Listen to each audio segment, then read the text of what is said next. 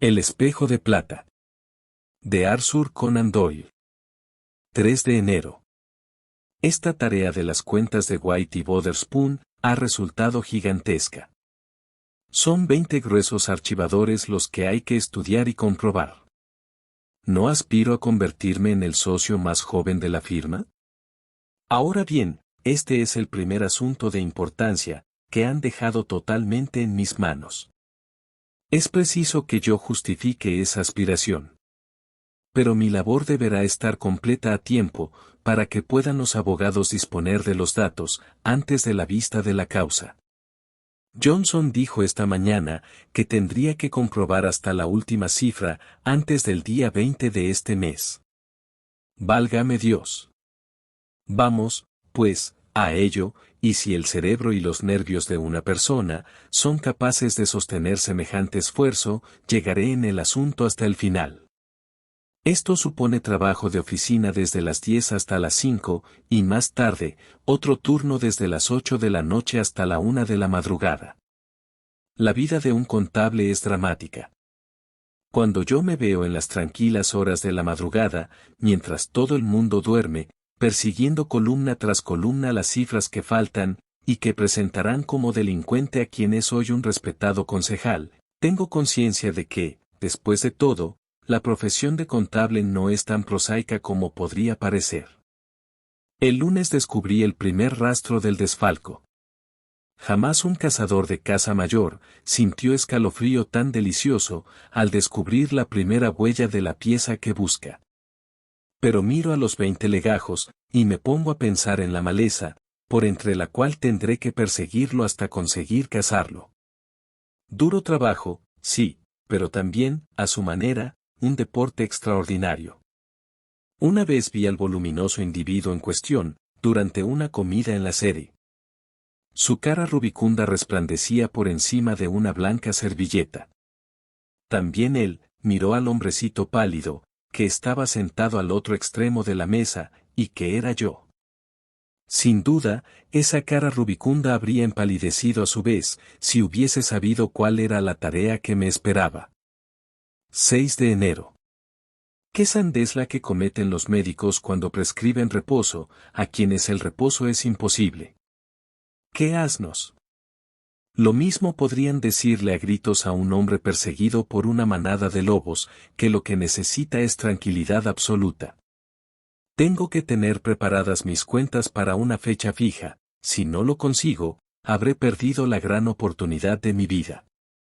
¿Cómo diablos, pues, voy a tomar un descanso? Después de que haya tenido lugar la vista del proceso, me tomaré una semana o cosa así. Quizá el insensato fui yo, acudiendo al médico. Pero la verdad es que cuando trabajo de noche, y solo, me siento nervioso e inquieto en alto grado. No es que me duela nada. Se trata de una especie de plenitud dentro del cráneo, acompañada, de vez en cuando, de una bruma delante de la vista. Pensé que quizá me beneficiase tomar algo de bromuro, de Doral, o de alguna otra cosa por el estilo. ¿Pero suspender el trabajo? Es absurdo pedirme semejante cosa. Es como una carrera de fondo. Empieza uno a sentir una cosa rara, con palpitaciones del corazón y jadeos de los pulmones, pero basta con que se tenga la energía de resistir y continuar en la carrera, para que se consiga lo que se llama el segundo resuello. Seguiré firme, pues, en mi trabajo y esperaré el segundo resuello. Y si este no llega nunca, seguiré, a pesar de todo, firme en mi trabajo. Revisé ya 2 legajos, y llevo muy adelantado el tercero. El muy granuja ha tenido buen cuidado de borrar sus huellas, pero, con todo y con eso, las descubro. 9 de enero. Tenía el propósito de no volver a visitar al médico, pero no tuve más remedio. Que estoy forzando mis nervios, que corro el peligro de un derrumbe total, que puedo, incluso, terminar loco. Bonita cosa el que le disparen a uno a quemarropa un dictamen así. Bueno, pues seguiré forzándolos, correré ese peligro y seguiré el rastro de ese viejo tunante, mientras pueda permanecer sentado en la silla, y sea capaz de mover la pluma. A propósito, bien puedo poner aquí por escrito la extraña experiencia que me llevó esta segunda vez a ver al médico. Llevaré un registro exacto de mis síntomas y sensaciones, porque resultan interesantes por sí mismas. El médico ha dicho que se trata de un curioso estudio psicofisiológico. Y también, porque tengo la absoluta seguridad de que cuando haya acabado con ellos, han de parecerme una cosa borrosa e irreal, algo así como una extraña ensoñación que se tiene, medio dormido, medio caminando. Por eso ahora, mientras aún están frescos, los pondré por escrito, aunque solo sea para distraer mi pensamiento, después de tanto revisar números. Hay en mi habitación un antiguo espejo con marco de plata. Me lo regaló un amigo aficionado a las antigüedades, y él, según me enteré, lo compró en un anticuario, sin siquiera sospechar su procedencia. Es un artefacto grande, 3 pies de ancho por 2 pies de alto, y mientras escribo lo tengo a mi izquierda, apoyado contra un lado de la mesa. El marco es liso, de unas 3 pulgadas de anchura, y muy antiguo, demasiado antiguo para determinar su edad, por las marcas de contraste y otros métodos corrientes. La parte de cristal tiene los bordes biselados, y se proyecta hacia adelante, poseyendo la magnífica potencia de reflejo, que según mi parecer, solo puede encontrarse en los espejos muy antiguos. Cuando uno se mira en este, recibe una sensación de perspectiva, que no puede proporcionar ninguno de los espejos modernos. El espejo está colocado de manera que, mientras yo trabajo sentado delante de la mesa, no suelo ver en su luna, otra cosa que la imagen de las cortinas rojas de la ventana. Pero la noche pasada me ocurrió algo extraño. Llevaba trabajando varias horas, muy a contravoluntad, con ataques continuos de esa niebla ante los ojos, de la cual ya me he quejado. Una y otra vez, me vi obligado a interrumpir el trabajo, para que se me aclarasen. Pues bien, en una de esas ocasiones miré por casualidad al espejo. Observé que tenía la más sorprendente apariencia. Las cortinas rojas que hubieran debido reflejarse en él, no se veían por ninguna parte, y en cambio, la luna de aquel parecía nebulosa y cubierta de vaporosidad, pero no en la superficie, que brillaba igual que el acero, sino allá al fondo, en la misma fibra del material. Al quedarme mirando fijamente esa opacidad, tuve la impresión de que giraba lentamente de un lado para otro, hasta que se convirtió en una nube blanca y espesa que remolineaba, formando pesadas espirales. Era tan real y palpable, y tan razonador seguía siendo yo, que me volví con la idea de que las cortinas estaban ardiendo. Sin embargo, en la habitación estaba todo en una inmovilidad de muerte, no se oía ningún ruido fuera del tic-tac del reloj, ni se advertía otro movimiento que el lento remolinear de aquella extraña nube lanuda, allá en lo más profundo del antiguo espejo. Mientras miraba, la niebla, humo, nube o como quiera llamársele, pareció coagularse y solidificarse en 2 puntos muy próximos el uno al otro, y yo advertí, con un escalofrío de interés más que de temor, que eran 2 ojos y que miraban hacia el interior de la habitación. Conseguí distinguir los perfiles confusos de una cabeza, que, a juzgar por los cabellos, tenía que ser de mujer, aunque todo eso estaba muy confuso. Lo único claro eran los ojos, y qué ojos. Negros, brillantes, rebosando emoción apasionada, no podría decir si de enojo o de horror. Jamás he visto yo unos ojos tan llenos de vida intensa y palpitante. No estaban fijos en mi persona, sino que miraban al interior de la habitación. Me erguí en mi asiento, me pasé la mano por la frente, e hice un gran esfuerzo consciente por tensar mi voluntad. Entonces, aquella cabeza difusa se esfumó en la opacidad general, el espejo se fue clareando poco a poco, y volvieron a aparecer, reflejadas en él, las cortinas rojas. Las personas escépticas dirán, sin duda, que yo me quedé dormido sobre mis números, y que mi pretendida experiencia no fue otra cosa que un sueño. La realidad es que, en toda mi vida, nunca estuve más despierto que entonces. Incluso mientras veía todo aquello, razonaba conmigo mismo, y me decía que todo era una impresión subjetiva, una quimera de los nervios, producida por la preocupación y el insomnio. ¿Pero por qué razón había de tomar esa forma concreta? ¿Y quién era la mujer, y qué espantosa emoción era la que yo leía en aquellos maravillosos ojos color castaño? Esos ojos se han interpuesto entre mi voluntad y mi trabajo. Por vez primera, he quedado por debajo de la tarea diaria que me marqué desde el principio. Quizá por esa razón, no he padecido esta noche sensaciones anormales. Mañana, ocurra lo que ocurra, tengo que permanecer despierto. 11 de enero. Todo va bien, y avanzo mucho en mi trabajo. Voy echando la red, espiral tras espiral, alrededor del hombre de cuerpo voluminoso. Pero si mis nervios no aguantan hasta el fin, quizá le corresponda a él, la última sonrisa. El espejo parece una especie de barómetro, que señala mi presión cerebral. Me he fijado todas las noches, en que se cubría de nubes, cuando yo todavía no había terminado mi tarea.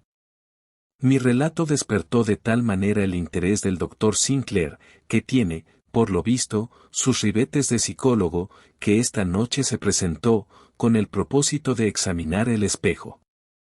Yo me había fijado en que había unos garabatos, trazados en caracteres antiguos, sobre la parte metálica del reverso del espejo. El doctor examinó esos garabatos con una lupa, pero no consiguió sacar nada en limpio. Sane Xpal fue lo que finalmente consiguió descifrar, pero eso no nos decía nada. Me aconsejó que colocase el espejo en otra habitación. Ahora bien, bien mirado todo, lo que yo pueda ver en él, solo será un síntoma, según él mismo me dijo. Todo el peligro radica en la causa. Lo que yo debería empaquetar y arrumbar son los 20 legajos, y no el espejo de plata. He llegado ya al 8º, de manera que sigo progresando. 13 de enero. Quizá, a fin de cuentas, habría sido más prudente que hubiese guardado en otra parte el espejo. La noche pasada, me ha ocurrido con él, una cosa extraordinaria. Y sin embargo, lo encuentro tan interesante, tan fascinante, que aún después de lo ocurrido, lo dejaré en su sitio. ¿Pero qué diablos puede querer significar todo eso? Creo que sería la 1 de la madrugada, y ya estaba yo cerrando mis libros, antes de retirarme tambaleante a la cama, cuando la vi a ella delante de mí. Esa primera etapa en la que el espejo se cubre de niebla, se me pasaría quizás inadvertida, porque, de pronto, vi a la mujer, en toda su belleza, pasión y dolor, con tanta nitidez, como si en verdad la tuviera en carne y hueso delante de mí. La figura era pequeña, pero muy clara, tanto, que tengo grabados en la memoria sus facciones, y todos y cada uno de los detalles de sus ropas. La vi sentada en el lado izquierdo, al borde mismo del espejo. Junto a ella, se ve una sombra de persona agazapada en el suelo, aunque confusamente veo que es un hombre, y luego, detrás de ellos, hay una nube en la que veo figuras que se mueven.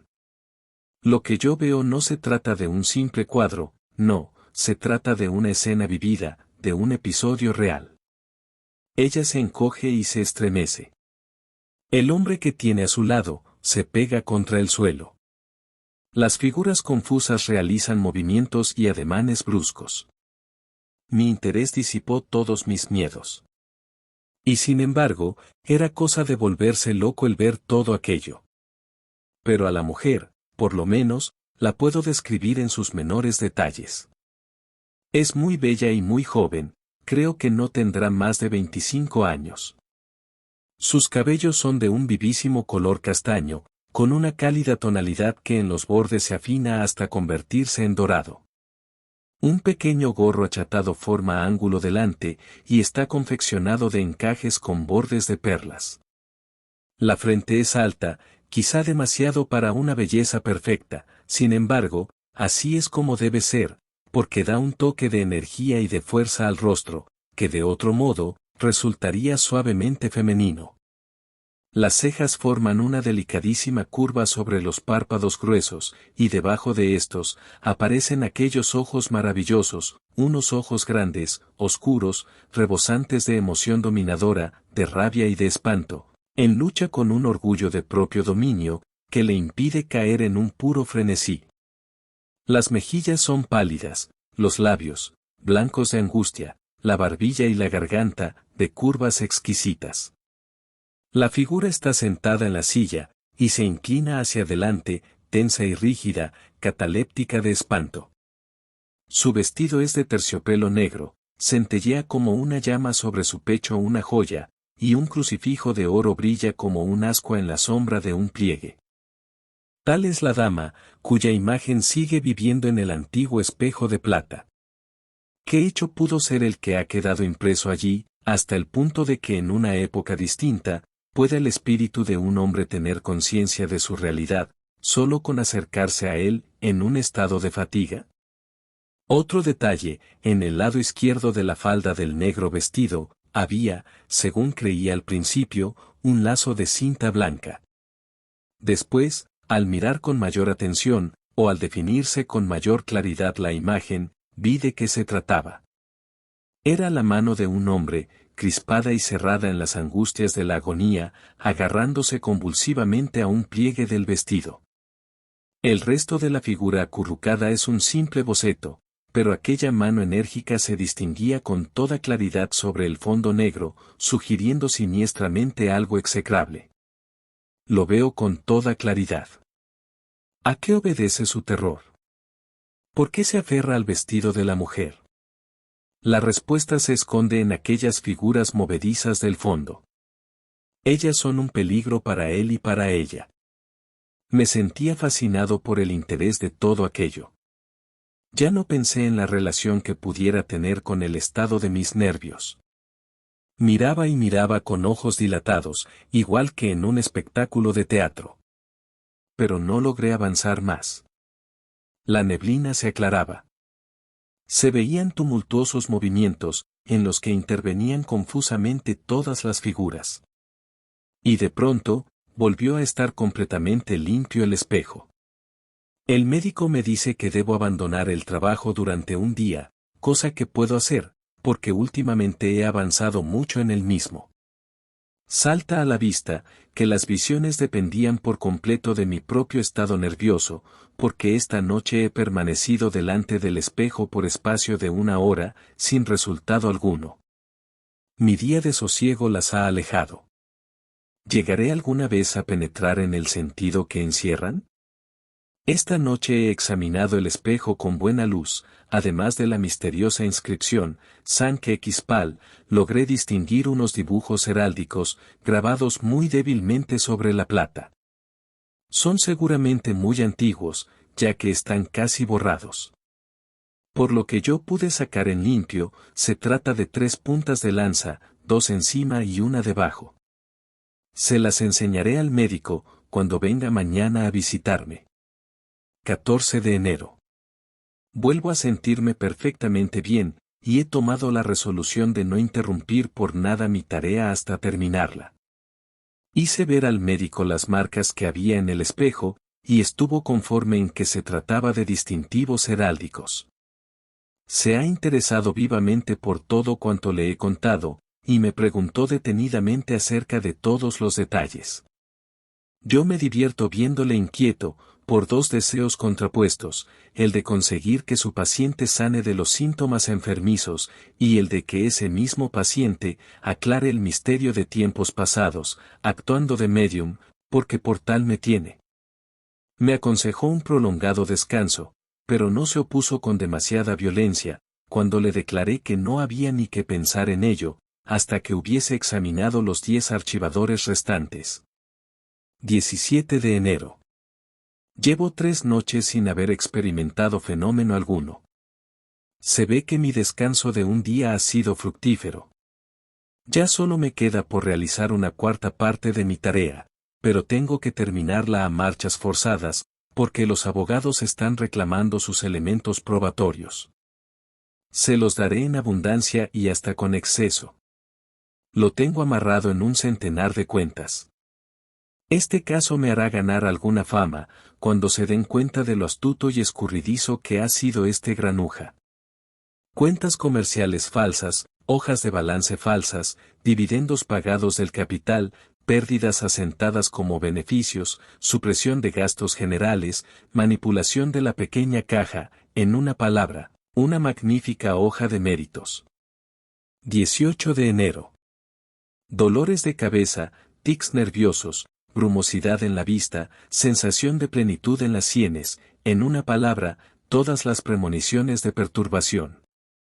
La perturbación se presentó, como no podía ser de otra manera. Sin embargo, mi verdadero pesar no consiste tanto en que se haya presentado la visión, como en que ésta haya terminado, antes de que me fuese revelado todo. Pero esta noche he visto más. El hombre acurrucado era tan visible como la dama, a cuyo vestido se aferraba. Es un hombre pequeño y moreno, con barba negra en punta. Viste un amplio ropón de damasco orlado de piel. Las tonalidades que dominan en su traje son encarnadas. Sin duda alguna, está aterrorizado. Se encoge, tiembla, mira hacia atrás por encima de su hombro. Empuña en la otra mano un puñal pequeño, pero está demasiado trémulo y acobardado para emplearlo. Empiezo a entrever las figuras del fondo. Rostros feroces, barbudos, morenos, van dejando ver sus líneas por entre la brumosidad. Hay un individuo terrible, un hombre esquelético, de mejillas chupadas y ojos hundidos. También él empuña un cuchillo. A la derecha de la dama está en pie un hombre alto y muy joven, de largos cabellos, de cara ceñuda y severa. La hermosa dama alza sus ojos suplicantes hacia él. Lo mismo hace el hombre que está en el suelo. Este joven parece tener en sus manos la clave de la situación. El hombre acurrucado trata de acercarse aún más, y se esconde bajo las faldas de la mujer. El joven alto entra violentamente en acción y trata de apartarla a ella. Todo eso vi anoche, antes de que el espejo se quedase limpio. No sabré nunca en qué termina todo, y cuáles son sus comienzos. Estoy seguro de que no se trata de una simple imaginación. Esta escena se desarrolló en algún lugar, alguna vez, y este antiguo espejo la reflejó. ¿Pero cuándo? ¿Dónde?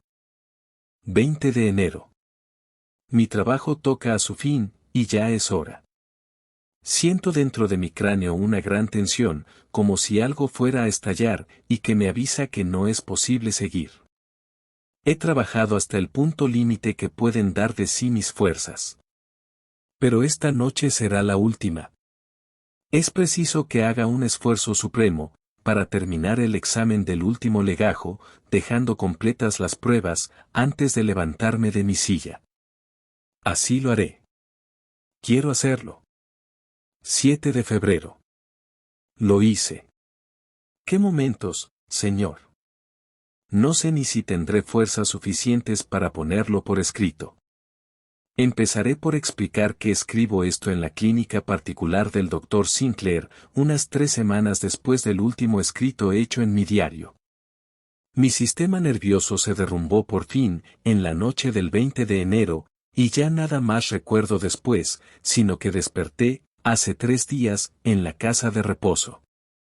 Puedo descansar con la conciencia tranquila. Mi trabajo había quedado completo, antes de mi derrumbamiento. Mis cifras están en las manos del procurador. La casa ha terminado. Ahora tengo que pasar a describir la última noche. Yo había jurado dar fin a la tarea, y aunque mi cabeza estaba a punto de estallar, me apliqué a aquella con tal fijeza, que no consentí siquiera en levantar la vista, hasta que estuvo hecha la suma de la última columna. Era esa una magnífica manera de dominarme a mí mismo, porque durante todo ese tiempo, tenía la sensación de que en el espejo pasaban cosas asombrosas. Lo sentía con todos los nervios de mi organismo. Si levantaba la vista, ya no trabajaría más. No miré, pues, hasta que todo estuvo acabado. Entonces, cuando entre un fuerte latir de mis sienes, tiré la pluma y levanté los ojos, qué espectáculo el que se ofreció a mi vista. El espejo de marco de plata era un escenario brillantemente iluminado, en el que se desarrollaba un drama. No había ahora brumas. Era la tensión de mis nervios la que había creado tan asombrosa claridad. Veía todas las facciones y todos los movimientos, como podría verlos en la vida misma. Pensar que yo, un contable fatigado, el ser más prosaico de todo el género humano, en el momento en que tenía delante de mí, los libros de contabilidad de un concejal fraudulento, había sido elegido, entre toda la raza humana, para contemplar una escena como aquella. Era el mismo escenario con los mismos personajes, pero el drama había entrado en otro acto. El joven alto retenía entre sus brazos a la dama. Esta pugnaba por desasirse de él, y le miraba con expresión de aborrecimiento. Los demás habían arrancado al hombre encogido, hasta obligarle a soltar la falda a la que se hacía desesperadamente. Una docena de aquellos hombres le rodeaba, una docena de hombres salvajes y barbudos. Le cosieron a puñaladas. Parecía que todos le clavaban los puñales al mismo tiempo. Sus manos se alzaban y descargaban el golpe. Más que fluir, la sangre salía de su cuerpo a chorros. Sus ropas encarnadas estaban empapadas en ella. Púrpura sobre escarlata, igual que una ciruela demasiado madura, aquel hombre se ladeaba de aquí para allá. Seguían apuñalándolo, y seguían brotando de su cuerpo chorros de sangre. Era horrible, espantoso. Le arrastraron hacia la puerta, pataleando. La dama le miraba volviendo la cabeza por encima del hombro, con la boca abierta de espanto. No oí nada, pero sabía que ella lloraba a gritos. Y de pronto, ya fuese por efecto de aquella visión que torturaba mis nervios, ya fuese porque, terminada mi tarea, se dejó sentir sobre mí, como un peso agotador, todo el exceso de trabajo de las semanas anteriores. Empezó a girar a mi alrededor toda la habitación, el suelo pareció hurtarse debajo de mis pies, y ya no recordé nada más de lo sucedido. Mi patrona me encontró en las primeras horas de la mañana, tendido en el suelo y sin conocimiento, delante del espejo de plata, pero nada he sabido hasta hace 3 días, cuando desperté en medio de la paz profunda de la enfermería del médico. 9 de febrero. Hasta hoy, no he referido al doctor Sinclair todo lo que me ocurrió, porque él no me permitía tocar ese tema. Ahora me escuchó con el interés más profundo, y me preguntó con expresión de recelo en la mirada. ¿No ha logrado usted identificar esa visión con algún suceso histórico muy conocido? Le aseguré que yo no sabía nada de historia. Él, prosiguió. ¿No sospecha usted de dónde procedía el espejo y a quién perteneció? Como hablaba con intención, yo le pregunté. ¿Y usted? Pues verá, dijo, es increíble, pero ¿de qué otra manera podría explicarse? Las escenas que usted me describió al principio me lo sugirieron, pero con esto de hoy pasa ya de una simple coincidencia. Esta noche le traeré algunas notas. El mismo día, más tarde. El doctor Sinclair acaba de marcharse. Voy a transcribir sus palabras con toda la exactitud que me sea posible. Empezó colocando encima de mi cama varios libros viejos, y luego me dijo. Puede consultarlos a placer. Aquí tengo unas notas que puede usted confirmar en ellos. No cabe duda de que ha presenciado usted el asesinato de Rizzio por los nobles escoceses en presencia de Mary, hecho que ocurrió en marzo de 1566. La descripción que ha hecho usted de la dama es exacta. La frente alta y los párpados pesados, unidos a una gran belleza, son cosas que apenas pueden aplicarse a 2 mujeres. El joven de gran estatura era Darnley, su marido. Rizzio, cuenta la crónica, vestía un amplio ropón de damasco forrado, con calzas de punto de terciopelo bermejo. Con una mano se aferró al vestido de Mary, con la otra empuñaba un puñal. El individuo de expresión feroz y de ojos hundidos era Ruthven, que acababa de levantarse del lecho en que una enfermedad le tenía postrado. Todos los detalles son exactos. ¿Pero por qué razón a mí? ¿Por qué precisamente a mí, entre toda la humanidad? Pregunté lleno de desconcierto. Porque se encontraba usted en un estado mental apropiado para recibir esa impresión. Porque tenía casualmente el espejo que transmitía la impresión. El espejo. Según eso, usted cree que era el espejo de Mary, el espejo que había en la habitación en que se consumó el hecho. Estoy convencido de que era el espejo de Mary. Esta había sido reina de Francia. Sus objetos personales llevarían grabado el escudo real. Lo que usted tomó por 3 puntas de lanza son, en realidad, 3 flores de lis. ¿Y la inscripción? Sancte X Pal. Puede ampliarla y leer, Sanctae Crucis Palatium. Alguien anotó la procedencia del espejo. Procedía del Palacio de la Santa Cruz. De Holyrood. Exclamé. Exactamente. Su espejo procedía de Holyrood. Ha pasado usted por un trance sumamente extraño, y ha salido del mismo con bien. Confío en que jamás vuelva a exponerse a otro igual. Fin.